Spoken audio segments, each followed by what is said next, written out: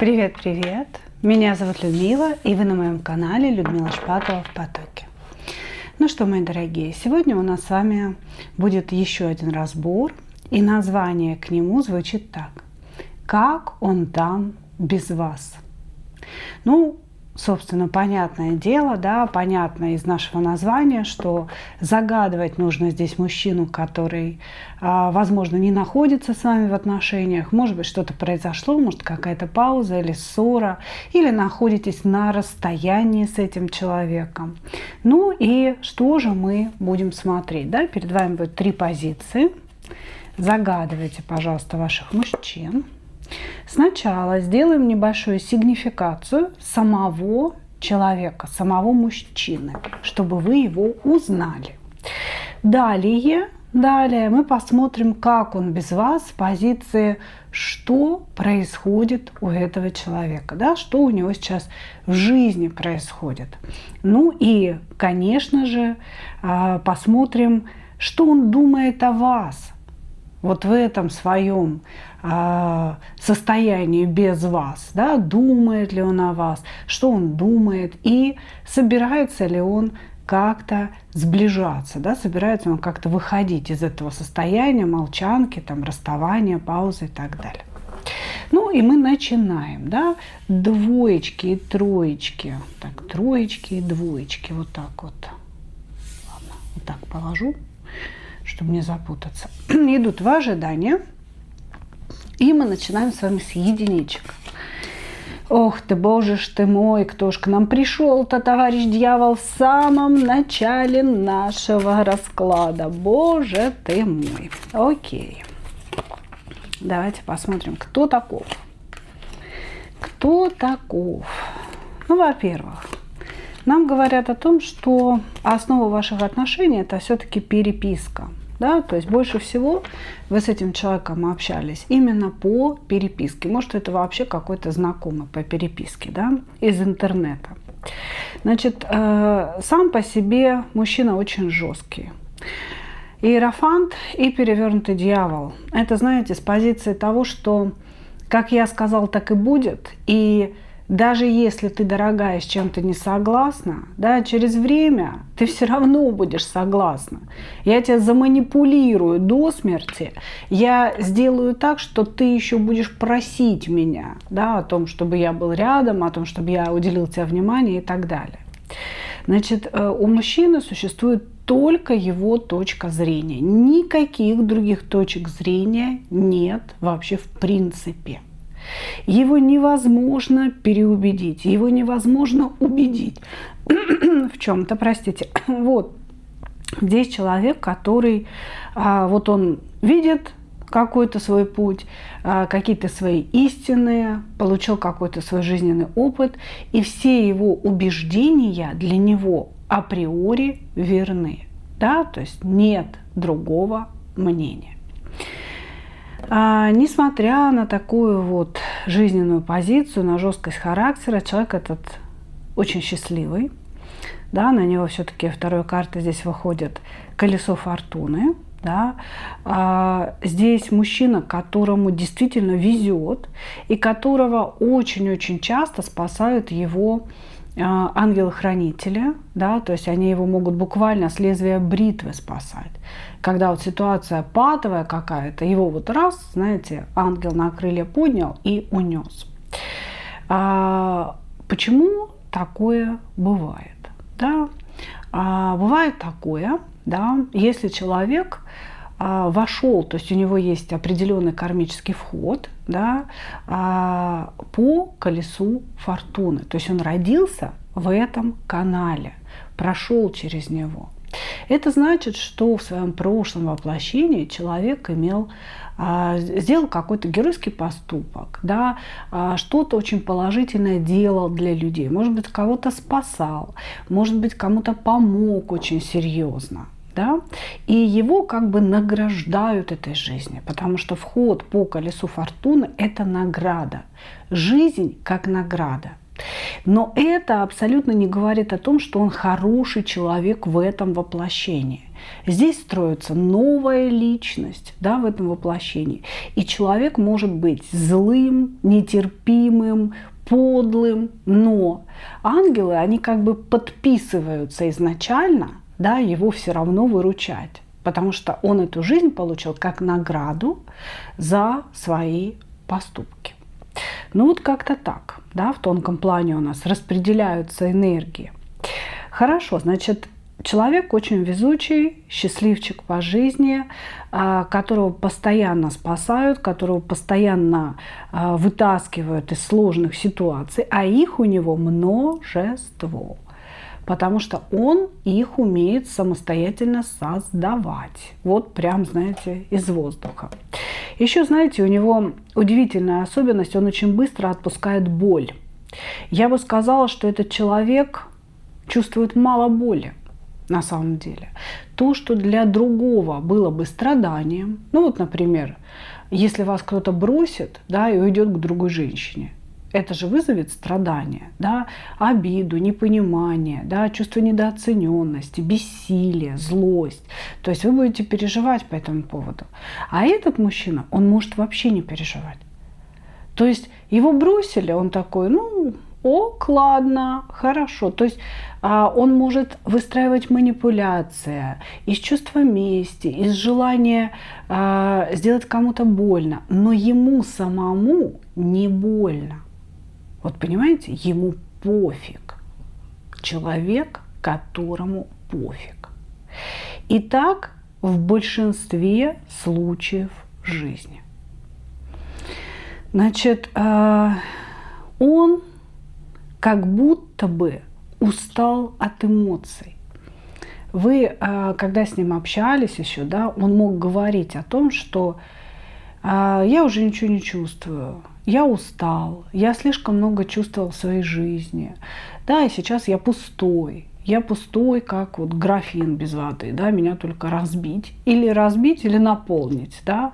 Он мог, кстати, вам говорить, знаете, как на слабо, попробуй наполнить меня, ну-ка, попробуй меня удивить, вот что-то в этом роде, да. Вот. Но на самом деле наполнить его здесь невозможно, потому что у этого человека внутри как будто бы глобальная пустота.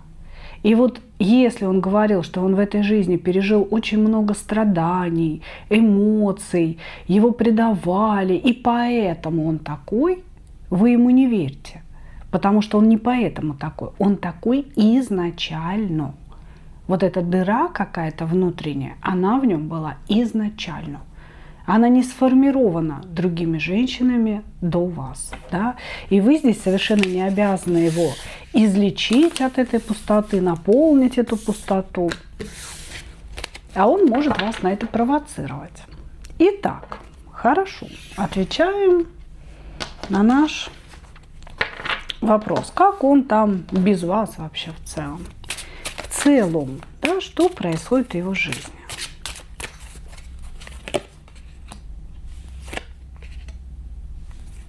Угу.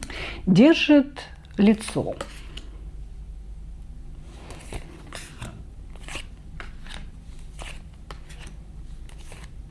Вы знаете, по таким арканам, да, я бы сказала, что здесь мужчина может быть начальником или иметь какой-то свой бизнес, быть, может быть, приближенным, да, к каким-то правительственным кругам, потому что на него на самом деле сильные выходят карты, как на реализованного человека. То есть он что-то в этой жизни достиг. Значит, как он вообще в целом без вас? Он держит лицо. Здесь вообще мужчина масочник, он привык надевать маску, может быть, каждый раз разную, в какое общество идет, да, в зависимости от этого. Вот. И здесь мужчина продолжает носить эти маски. Каждое утро он надевает определенную маску с улыбкой, выдержанную какую-то, да, то есть разные маски он надевает и идет в свои компании, да, или на работу, или к друзьям, или еще куда-либо. Вот, значит, держит лицо. И это самое главное для него. Для него главное перед кем-то выглядеть достойно, выглядеть крутым, непоколебимым, не уставшим, не опустошенным. И вот он, самое основное, что у него происходит, он продолжает держать свое лицо. Дальше, значит, здесь человек, как нам говорили, не раз пытался или хотел вам написать. Тут уже сразу о вас идет разговор, да, о том, что то, что он сейчас молчит, то, что вы не получаете каких-то сведений о нем, это не значит, что он о вас не думает. Потому что он пытался вам написать и сидел с телефоном, возможно, да, угрюмо, уткнувшись в него. Хотел, но не стал этого делать, потому что собственная слабость и желание вам написать вызвало у него состояние злости на самого себя. Злости, которую он направлял вглубь себя. Вот. Значит, что еще у него происходит? Значит, у него есть женщина, то есть без вас, да, без вас. У этого человека есть женщина с ребенком. Значит, карты нам не показывают, ребенок от него, возможно, родился, да, потому что вас много.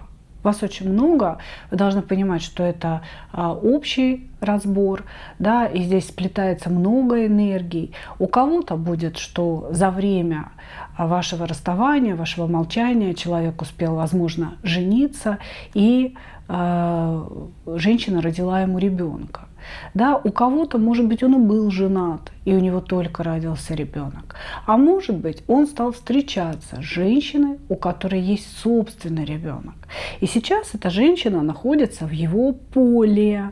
Она сейчас его как будто бы лечит, да, лечит от, ну, как она думает, его переживаний. А мы с вами в сигнификации выяснили, что никаких переживаний нет. Есть какие-то поверхностные представления о собственной важности и о том, что надо всем доказать, что я важен. А переживаний как таковых, да, то есть очень глубоко ничто не трогает его сердце.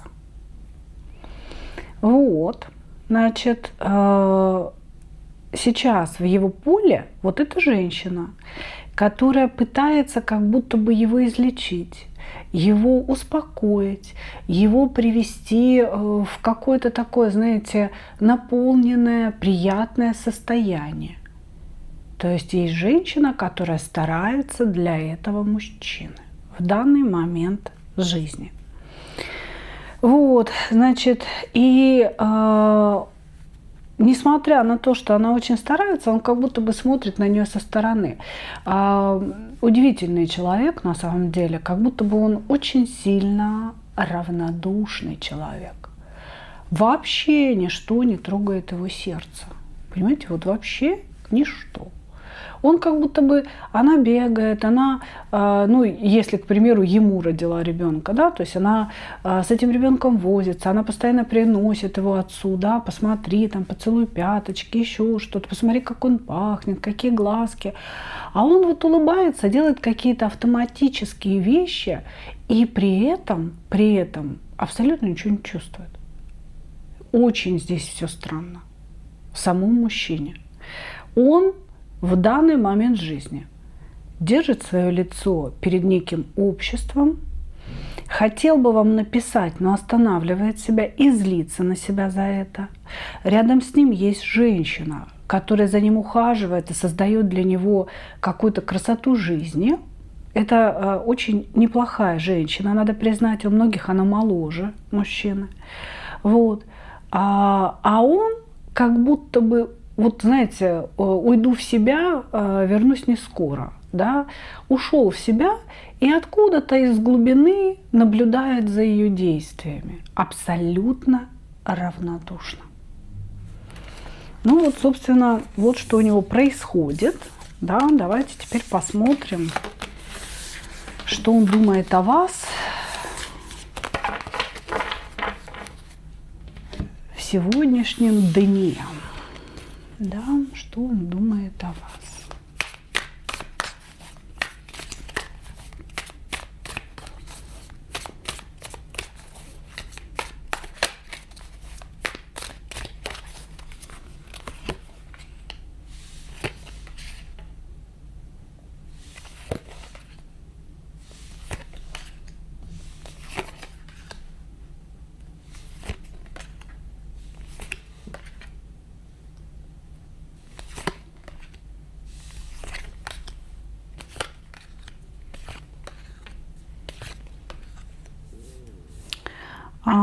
Вы знаете, так интересно.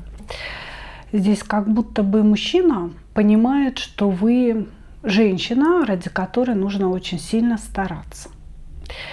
Вы очень ресурсный человек. Может быть, вы знаете, дело не в деньгах здесь, потому что, судя по всему, у него у самого есть деньги и есть какая-то реализация в жизни. Вы ресурсны той самой светящейся энергией, которой ему очень сильно не хватает. Энергии жизни. И он понимает, что вы просто так ему эту энергию, ну, как бы с небушка своего собственного, на котором вы восседаете, спускать не будете. Он говорит, нужно очень сильно постараться, чтобы приблизиться к этой женщине, чтобы стать ей интересным, чтобы она соизволила поделиться своей энергией. А у меня сейчас нет желания добиваться ее. У меня сейчас нет желания что-то делать для того, и даже вообще вот играть в свои ролевые игры. У меня нет желания это делать, потому что я совершенно обесточен. Я совершенно обесточен, я нахожусь в совершенно безресурсном состоянии. Мне наплевать на все, вообще на все, что происходит. Кроме собственного лица, которое я должен держать перед кем-то. Вот, значит, он думает о вас, что вы являетесь его мечтой некой, но путь к этой мечте слишком тернист и долг. Нужно приложить очень много усилий для того, чтобы такая женщина, как вы, да, действительно начала отдавать свою энергию, влюбившись, да, начала как-то жить ради него и так далее. Он, конечно, привык, чтобы женщины жили ради него, чтобы они все делали для него. Здесь других вариантов нет. Понимаете, женщина – это человек, который для меня должен что-то создавать, что-то делать. Вот так он воспринимает. А вы совершенно самодостаточны, отдельно от него, и вы требуете к себе уважения и особого внимания. Значит, поэтому он думает о вас, он думает о вашей ресурсности, думает о том, что он не готов вас завоевывать, у него нет энергии на это, и большого желания на это нет. Вот. И он говорит о том, что в данный момент жизни он получает какую-то сиюминутную выгоду с той другой женщиной. То есть та женщина проще, она делает что-то для него, она не просит ничего взамен, да, возможно, у нее нет таких высоких запросов, как у вас, да, вообще она может быть попроще интеллектуально, вот, ему с ней спокойнее, понимаете, ему с ней спокойнее и проще. И он говорит, тут она вокруг меня бегает, ну и хорошо, я занимаюсь, я получаю эту выгоду, я получаю эту радость, да, от комфорта, даже не радость, да, а вот именно ощущение комфортности. Мне комфортно, говорит он. И сейчас я не в том состоянии, чтобы кого-то завоевывать, прилагать усилия, надевать очередную маску и так далее. Вот что он думает о вас. Еще он вас немного остерегается, потому что вы имеете над ним власть. Он у нас в таких серьезных арканах, да, он сам очень властный человек. И для него, да, подобно смерти, подобно падению какому-то, когда кто-то берет власть над ним. Он такой: этого я не позволю никогда в жизни.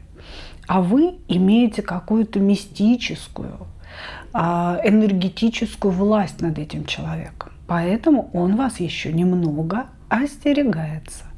Не то чтобы боится, да, но вот он такой типа так.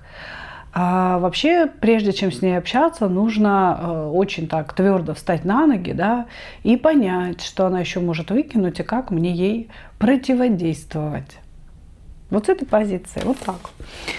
Так что думает он о вас, но вот в таких энергиях. Благодарю вас. Двигаемся дальше.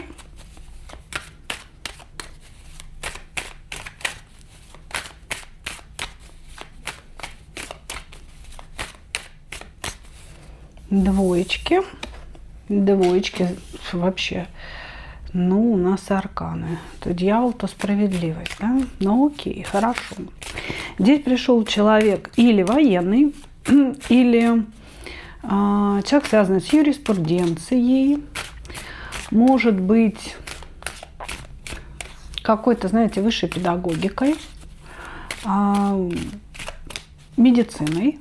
Опять же, человек мастер своего дела, человек, который добился очень высоких результатов в своей жизни именно благодаря своему интеллекту, своему труду и своей воле.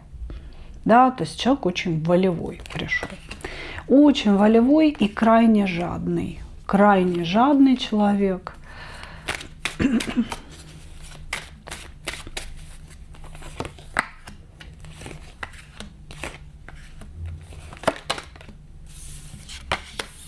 Угу. Такой нарцик. Значит, здесь мужчина, который считает себя очень талантливым. Он считает, что он в этой жизни заслуживает только самого лучшего. Он считает себя звездой. Да?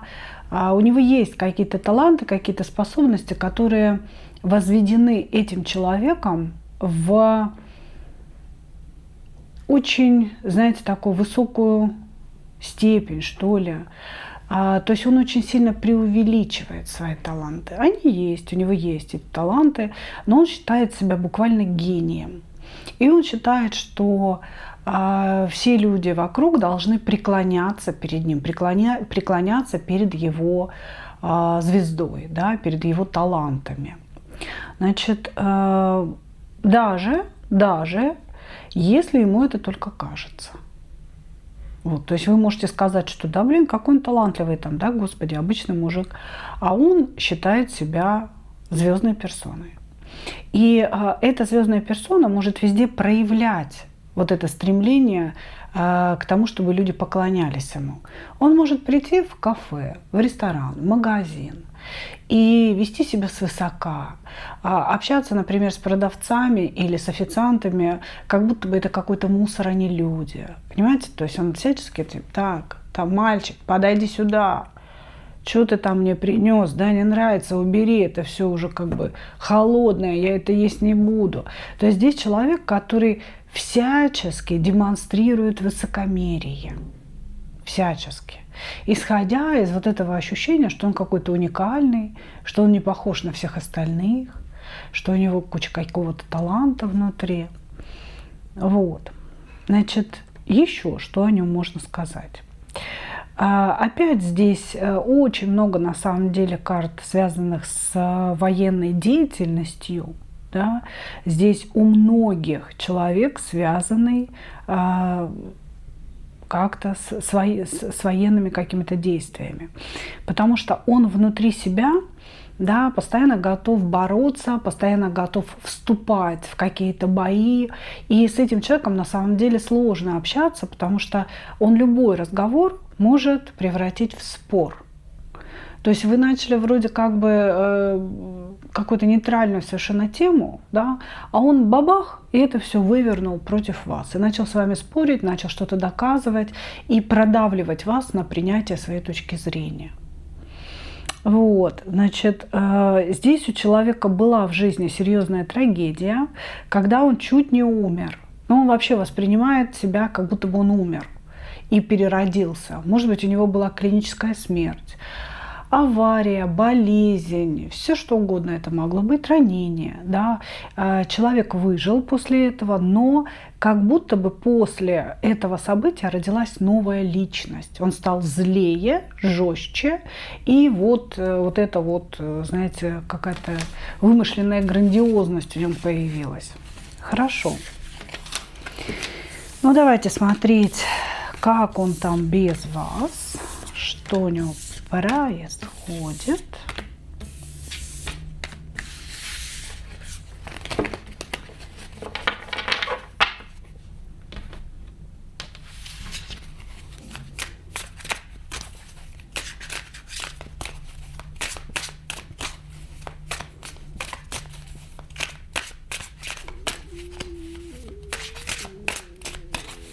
Как он без вас, что у него происходит.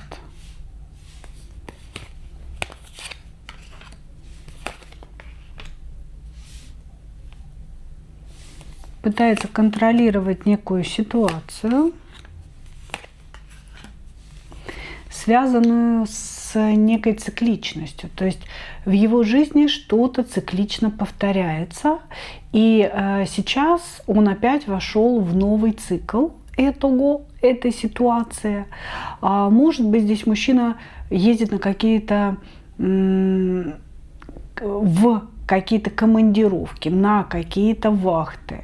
Да? То есть здесь человек, который снова поехал в командировку, снова выехал на свою вахту. Да? То есть он вступил в новый цикл какой-то, и он пытается сейчас контролировать некую ситуацию для себя. Ну вот как будто бы, знаете, нужно сейчас произвести какое-то впечатление на каких-то людей или удержать контроль над некой ситуацией. Вот он сейчас этим занимается. Он сейчас выстраивает свою рабочую сферу, что-то важное, связанное с зарабатыванием денег, с репутацией. Или же здесь мужчина, может быть, часто терял работу, да, и сейчас вот он снова, то есть цикличность связанная с деятельностью. Сейчас он снова устроился на новое предприятие, и ему нужно сейчас вот контролировать ситуацию вокруг себя, произвести впечатление на начальство, на коллег, да, вот как-то выстроить взаимодействие. Вот. Значит, он ко всему относится с точки зрения контроля. Он должен контролировать абсолютно все. Он не может жить, когда кто-то другой что-то решает за него. То есть он должен контролировать происходящие вещи, чтобы у него все было понятно, все предсказуемо, и никто, в общем, ничего не испортил, да, никакого хаоса. Вот, значит, здесь, кстати, мужчина может вполне быть таким педантом, который будет у вас полотенчики проверять, да, то есть открывают ваш шкафчик с полотенцами и смотрят, чтобы они вот миллиметр в миллиметре лежали. У меня была такая клиентка, которая впоследствии рассталась с этим мужем своим, да, то есть у которой был такой муж. Она была домохозяйка, сидела дома, и ну, мы с вами прекрасно, девочки, понимаем, что такое сидела дома, да, мужчины считают, что женщина ничего не делает, а она делает все. Она делает этот дом. И вот эта женщина, она бесконечно убиралась, настирывала, наглаживала и складывала все, а он, приходя с работы, был постоянно раздражен. Вот он приходил, хорошо зарабатывал, приходил, открывал шкафы и начинал проверять полотенца, носочки, трусики, что все это лежало, вот знаете, там миллиметрик к миллиметрику, носочки, чтобы особым образом были сложены, полотенчики, чтобы вот все в одну линию, да, там трусики все в одну линию. Вот был просто повернут на этом. Как результат, они со скандалом развелись, при этом он ее еще и не отпускал. Он считал, что она его собственность, и вот как-то, знаете, негоже вещи чего-то там пятюкать и пытаться куда-то уйти. Вот. Здесь вот мужчина очень похож, не зря же, да, мне из потока приходит эта история моей клиентки. Вот, значит, Он сейчас пытается в своей жизни все разложить по полочкам, разложить вот эти полотенчики, да, все контролировать и начать какую-то новую главу своей жизни. Вот опять же, да, вопрос цикличности. Что-то циклично вернулось, и он стоит в самом начале этого цикла.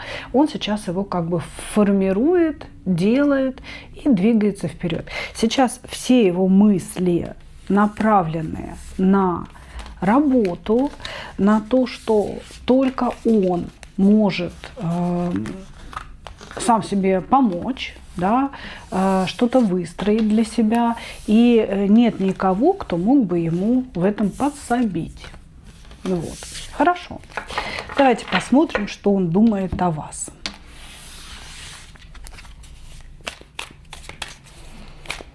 Что он без вас думает о вас? Как он там без вас? Страдает ли?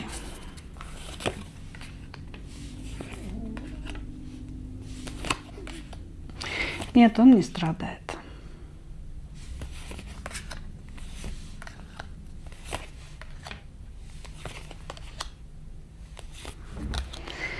Вы знаете, он абсолютно не страдает, потому что у него сейчас получается какая-то деятельность, в которой он участвует, новый бизнес, новая работа, новая там командировка, вахта, консилиум, симпозиум и так далее. У него очень сильно все получается, и он чувствует себя всемогущим, он чувствует себя человеком, который управляет этой реальностью. Значит, он сейчас, вы знаете, испытывает очень положительные эмоции от того, что у него что-то получилось. И поэтому он не страдает по вам. То есть здесь вообще нет понятия страдания. И если честно, я здесь не вижу мыслей о вас. Как будто бы в данный момент времени человек о вас не думает. Вот как он там без вас? А он действительно без вас. Без вас в голове, да, без вас в сердце. Возможно, у него есть какие-то частичные воспоминания, да, там вот, раз какой-то триггер происходит, да, и слышит знакомый голос, похожий на вас, или, может быть, женщину увидел, похожую на вас, или музыку, которую вы слушали вместе. И это включает внутри какое-то воспоминание, какую-то мысль, но сказать, что он здесь крутит ваше изображение внутри себя, да, вот прям 24/7, нет, я бы не сказала, да, то есть он как бы помнит о вас, но он не думает о вас круглосуточно, он не болеет вами, и он о вас не страдает. Почему? Потому что в его жизни происходят события, которые важнее. Он контролер, и сейчас у него получается контролировать какой-то хаос вокруг него. Он вошел в состояние собственной силы, управления реальностью, он в состоянии мага находится. И он вообще даже не погружается в какие-либо любовные мысли. У него все направлено на деятельность, на выстраивание своей новой жизни, нового этапа, новой части. Вот. И не знаю, хорошо это или плохо, да, но о вас он не думает. Может быть, вы очень давно расстались с этим человеком, да, а может быть, просто особенно ничего и не было, да. Может быть, это какой-то такой ваш знакомец, с которым вы виделись там 1-2 раза в жизни. Вот он как-то просто стал жить своей жизнью. Вот и все. Я бы сказала так. Хорошо. Благодарю вас, двоечки. Двигаемся дальше.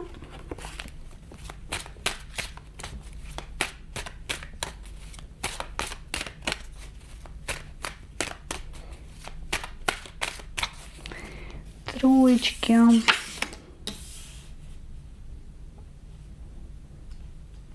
Кто к нам пришел?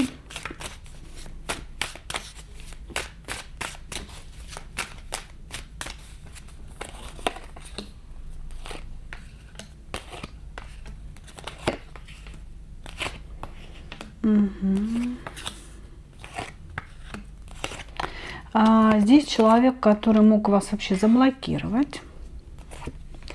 Это такой, знаете, кайфажор по жизни. Человек, который считает, что жить надо здесь и сейчас, вот сегодня, как бы, а все вот эти какие-то накопления, там покупка жилья, там еще что-то, все это не нужно. Он живет здесь и сейчас, сегодняшним днем. Он считает, что люди вокруг него слишком запариваются этой жизнью. Надо жить легче, надо жить кайфонажористее. Придумала новое слово только что. Значит, что это значит? Это значит, что надо брать от жизни все. Здесь и сейчас, сегодня. Дают, бери, бьют, беги. Не особенно нужно к чему-то стремиться. Может быть, здесь вообще, кстати, совершенно молодой мужчина, у которого нет детей, нет семьи, и он такой, типа, да нафиг нужно, вообще не хочу этой ответственности, ничего не хочу. Хочу жить для себя, путешествовать, вкусно кушать, пить хорошее вино, да, отдыхать, загорать на хороших пляжах и любить большое количество женщин.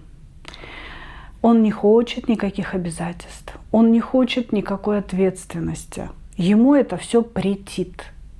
И вообще любые ссоры, любые выяснения отношений ему тоже не нужны. Он от этого убегает. Вот, значит, чувствует себя, вы знаете, ребенком на каникулах. Ребенком, который ни за что не ответственен. Он может делать все, что хочет, и как будто бы ему с небес все и так упадет. Понимаете? То есть я могу вообще не работать, да, мне вот просто раз так, и с небес что-то упадет. Все. Я буду просто радоваться жизни вечно. Вот, значит, и он очень сильно нервничает и переживает, когда на него пытаются возложить какую-то ответственность.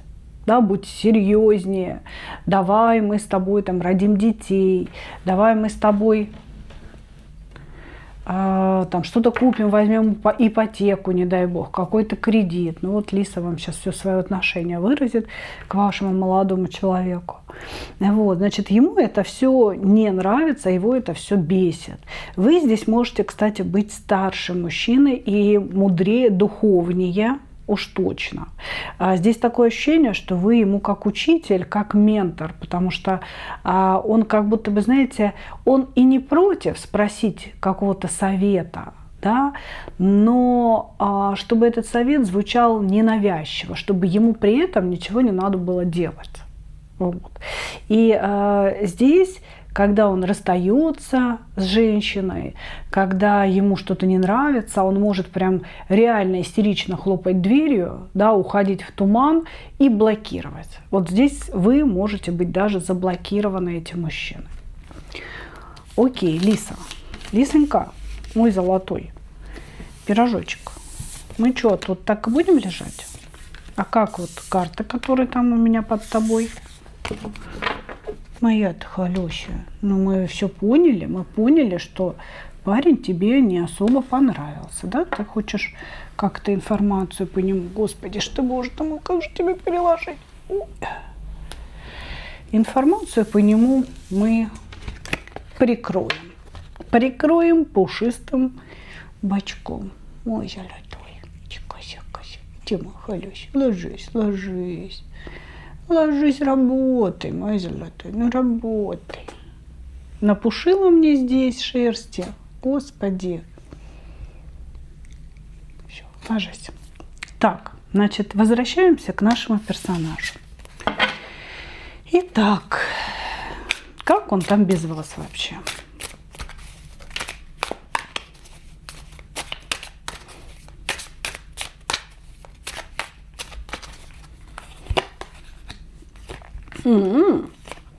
Ностальгия. Этот ностальгирует без вас. ностальгирует, что-то у него, что-то где-то, кто-то там. А у вас здесь был скандал. У вас здесь был скандал, и он реально думает о вас. Да, этот товарищ думает о вас. Ну что же я двигаю стол, да, а все равно выкладываю так, что не видно. Значит, мужчина о вас вспоминает, мужчина о вас думает, он здесь сразу говорит о вас. Я бы сказала, что у него сейчас не происходит каких-то событий. Он сейчас может не работать, он сейчас может не строить никаких новых отношений, ну, то есть ничего не делает он. Вообще ничего не делает. И вот в этой пустоте и затишье, да, у него характер такой жаждущий, бурный, ему хочется все время кутить, веселиться, чтобы жизнь как-то, вот знаете, била ключом, а сейчас она у него затихла. Ключ истощился, судя по всему. Особенно финансовый, да, источник стал очень-очень тоненьким. И вот он, значит, скучает.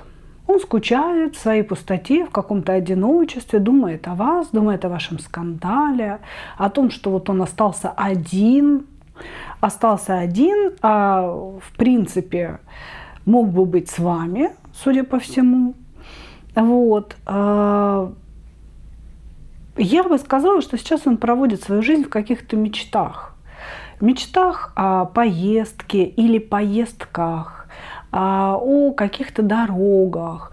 Может быть, здесь человек любит скорость, вы знаете, допустим, любит погонять на машине или на мотоцикле, а сейчас вот он продал машину, да, вынужден был продать. И вот он сидит такой, знаете, как бы водитель без повозки. Почему-то мечтает о каких-то дорогах, о какой-то скорости, о каких-то перемещениях, но все это происходит у него в голове. То есть он ничего не делает, а только фантазирует. Я бы сказала, вообще лежит на диванчике, почесывает свой животик и находится в фантазиях. Возможно, рядом с ним есть кто-то, может быть, мама его, может быть, ну, тут, кстати, показано, что у него нет сейчас никакой женщины, да? Может, вообще кто-то из семьи. Кто ему обеспечивает этот комфорт? Потому что он не работает сейчас. Кто-то ему обеспечивает комфорт, а он, поглощая этот комфорт, мечтает. Мечтает и вспоминает о вас. Ностальгирует, вспоминает ссору, вспоминает слова, которые были сказаны друг другу. Не то чтобы прямо он это переживает, я бы сказала, что он анализирует то, что происходило. Анализирует и агрессирует в вашу сторону. То есть у него внутри такой воинствующий настрой на самом деле. С одной стороны, ностальгия – это когда нас тянет в прошлое, когда мы вспоминаем о чем-то приятном, да? А он здесь и о приятном вспоминает, и о вашей ссоре. И когда он думает о вашей ссоре, у него просыпается внутри воин, да, который готов там что-то вам доказывать, махать мечом, лезть в драку и так далее. Хорошо, давайте сейчас конкретно мысли о вас посмотрим. Думает о вас. Думает о том, что уже какая-то невозможность появилась, может быть, долгое молчание, может быть, вы в разных странах. Он такой, типа, мне до нее уже не дотянуться, вот как-то так. Может, он что-то такое натворил, да, что раз он тут заблокировать вас мог, и сейчас ему глупо проявиться. Это же проявление слабости. Что он думает конкретно о вас? Слушает себя, испытывает сомнения какие-то, боится совершить ошибку, считает, что вы его удерживаете. То есть то, что он о вас думает, он считает, что вы его ментально держите. Понимаете, что вы оказываете на него какое-то влияние через расстояние и время. Ну, особенно это, конечно, всегда возникает в голове, если прошло много времени. Да, если там прошло несколько лет, а человек все равно о вас думает в любую свободную минуту свою, да, начинает о вас вспоминать. Ну, тут волей-неволей задумаешься, не оказано ли на меня какое-то воздействие. Да? Но он здесь не говорит о магии, конечно, он говорит о ментале, о том, что вы его ментально держите, вы держите его мысли, он периодически возвращается к вам в своей голове, думает, как вы, думает, что у вас происходит, с кем вы сейчас, есть ли у вас какая-то любовь в сердце. Он думает о том, любили ли вы его и что происходит сейчас. Есть ли внутри вас чувство к нему. Вот, значит, в то же время он считает, что он то ли ничего уже не может решить, да, то есть он такой: я бессилен что-либо изменить. Я бессилен вернуть эту ситуацию назад. Ну, вот как-то перевернуть ее, да, изменить ее. И он, конечно же, считает, что он очень многое сделал для того, чтобы вас завоевать, а вы не завоевались, что-то вам все не нравилось, да, вот. И типа того, что, ну, раз не получилось, то не получилось. Зачем еще раз бить копытом, зачем еще раз что-то пытаться изменить? Вот, значит, он думает о вас, этот человек на вас зациклен определенным образом. Он считает, что вы удерживаете его мысли возле себя, что вы важная женщина для него на самом деле.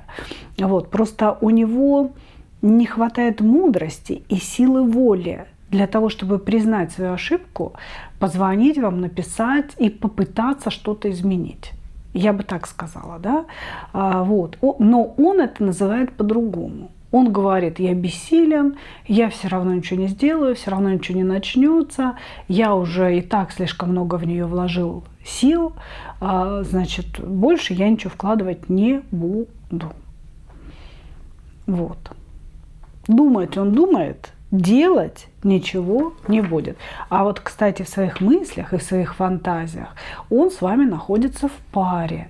То есть он себе фантазирует, он себе представляет, как вы счастливы, что вы вместе целуетесь, обнимаетесь, может быть, вместе живете. То есть вот он это себе в голове все выстраивает. Но делать он ничего не будет. Во всяком случае, я не вижу, чтобы он это делал. Вот. Ну, для того, чтобы признать свои ошибки, проявиться к женщине, да, и начать что-то сначала, нужно быть человеком сильным, интеллектуальным, нужно понимать какие-то ее особенности психологические. Да. Такая позиция – это очень легкая позиция. Да. Я не я, корова не моя. Все равно ничего не получилось, значит, и не получится. Зачем какие-то усилия прилагать? Ну, окей, в принципе, это все очень, знаете, исходит из нашей сигнификации этого мужчины. Благодарю вас, мои дорогие. Вот такой получился у нас с вами разбор. Ну, а я, как обычно, хочу пожелать вам только одного. Встретить свою настоящую любовь и не потерять в ней себя. Ну, а мы увидимся с вами. Сейчас я переверну свои пультики. Ну, а мы увидимся с вами в следующих видео. Пока-пока.